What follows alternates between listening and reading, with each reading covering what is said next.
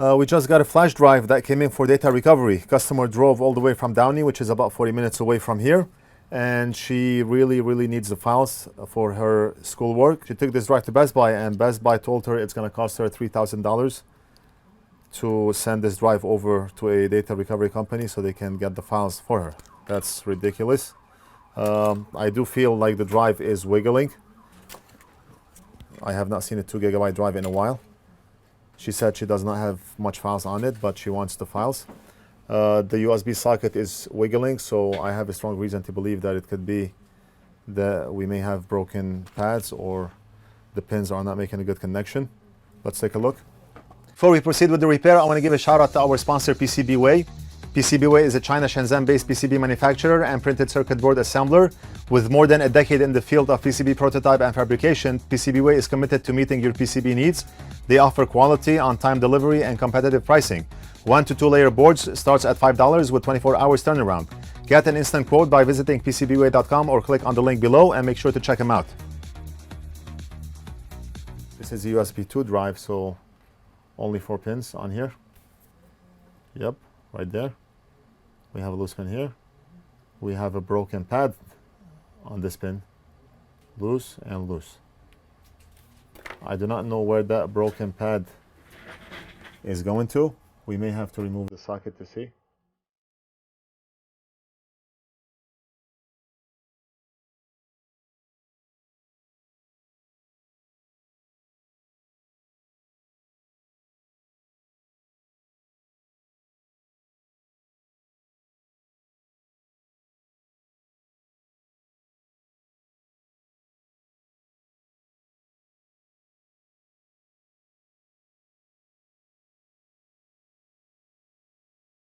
We can tell that the pad is connecting with this trace on the board, this one here. It's ripped off from here.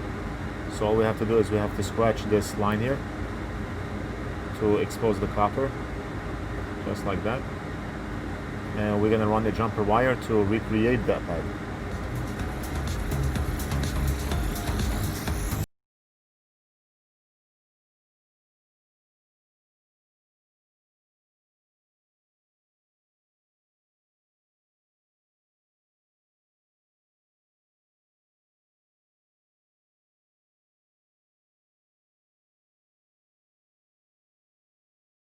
I'm just thinning the wire, and that's enough.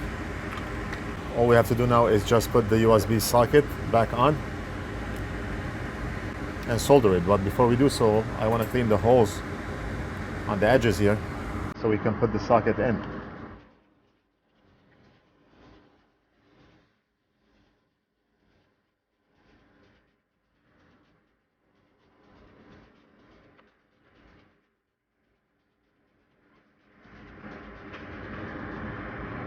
We're gonna press down on the USB socket and start soldering the pins.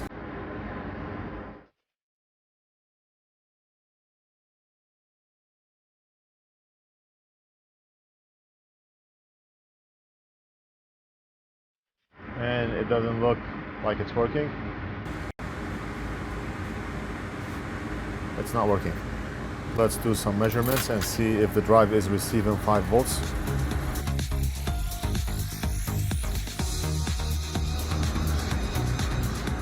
And if we take a look at the socket under the microscope, the socket looks good. I am getting 5 volts at the first pin of the USB socket, but the computer cannot read it, and we're not getting that light on the USB drive. We have 5 volts here. We have 5 volts here, so we know 5 volts is reaching. The socket is soldered on properly. We are getting 5 volts on here. This is D minus, D plus, and this is ground. Okay, is this blown here? This resistor. I think this resistor is blown. Let's test. This resistor should read 2.7 ohms. It's 2R7. And we do see the hole in the resistor, so it looks blown. Let's test. And it's reading 237 ohms, so the resistor is blown. This resistor looks like a 603 size.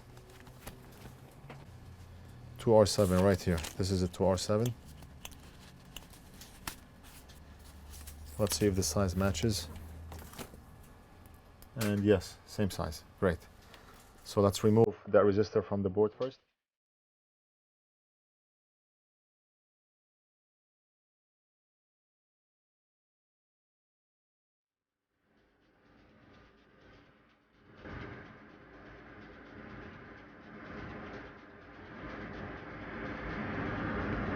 Just gonna put some flux on the tip of the tweezers so we can stick that component onto it. That's a good trick.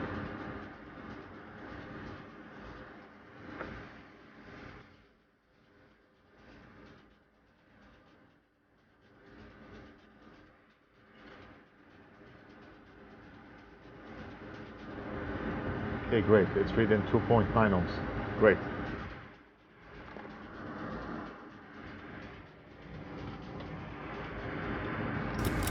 Plug the drive and see if it works.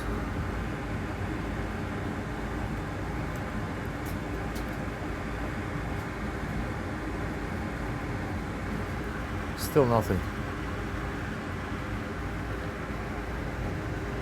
We're gonna put the USB drive on the side for now. I'll work on it later. We have a lot of things to get done, and one of them is the iPad mini 3 that came in by mail, California. And customer said that he damaged the FPC connector for the digitizer, and he also wants us to reassemble the iPad for him. I see some parts here. This is the plate that goes on top of the screen, the FPC connectors with the screws. We have the screen and digitizer right here. That's it. So let's start by replacing the FPC connector. I need to see what type of damage we're looking at. We have 1, 2, 3, 4, 5 missing pins.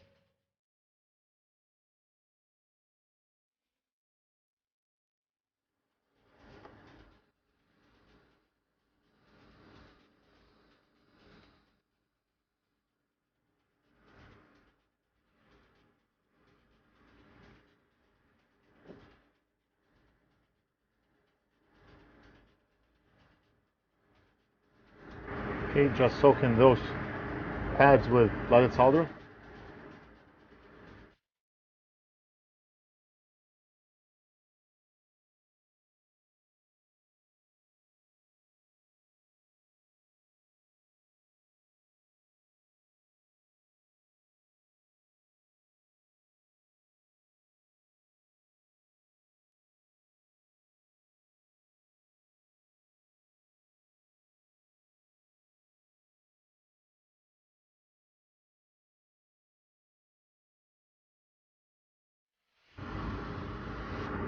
Okay, so it's making a solid connection. Now that it's making a solid connection, I'm going to raise up airspeed.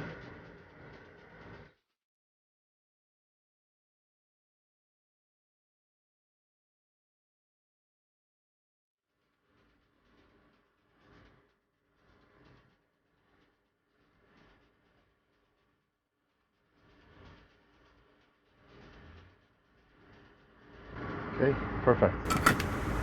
Very nice. Soldering is perfect. If I want, I could run through the pins with my soldering iron. Just add some solder onto the pins here and the pins there, but I do not see a need for this. Reflowing will do the job just fine. If we test and we have any issues with touch, then we may run over those pins, but for now we do not need to.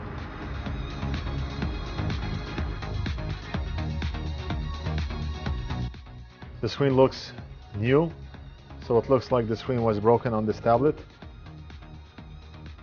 The screen and digitizer, because we have a new digitizer here as well.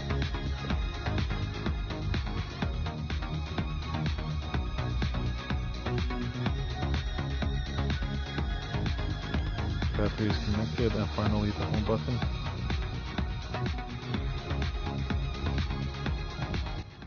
Okay, everything's good. And let's see.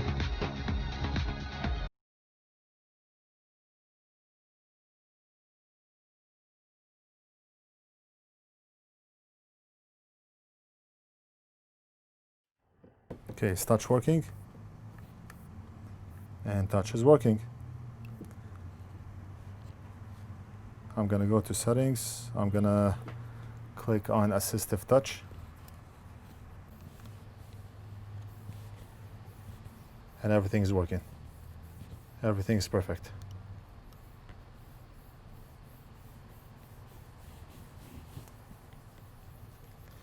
Very good. It's fixed. Tablet is fixed. Big Boss is gonna reassemble this tomorrow, invoice the customer, ship it back to him. We have about 4 drives that we need to do data recovery on. The first one that we worked on today did not work out, so hopefully we can fix this later on. Just a quick update on the 500 USB ports box that we sold out last month. We sold 100 boxes in less than a month. There is a lot of demand for that box. We have a lot of pre-orders, and we posted an announcement on the community section of our YouTube channel, and we told everyone that the boxes are out of stock as of November 22nd, and we expect to have those ports back in stock on 12/20. The good news is we got the ports today. Big Boss is working on organizing the ports inside the boxes. We're gonna label the boxes, and then we're gonna ship out all the pre-orders. If you are interested in buying this box, you can log into our website at NorthridgeFix.com, click on the shop section of the site, and you can purchase that box. Again, we have 100 boxes in stock. The box has 100 charging ports, and each compartment has 5 ports. I mean, we have huge batches of those boxes in the back here. Each compartment has 5 charging ports. So we have 100 different types of charging ports. Now, if you get a device and you are looking for a specific charging port, it's going to be difficult to know which compartment contains which charging port. So we took pictures of all the charging ports, and they will be posted on the site soon. I had few emails asking where are the pictures, where is the Excel file. They will be posted soon. I'm working on them. I'm trying to organize those pictures in a way where we can filter through them. We can search for a 5-pin port, we can search for a 7-pin port, we can search for an 11-pin port, we can search for a port with 4 legs or with 2 legs, or a port that has a lip in the front or it doesn't. I'm trying to make this as easy as possible, not only for you, but for me also. If I look at a certain port and I'm interested in changing the port for, let's say, the blue phone that we got in today, I know that the port has 7 pins.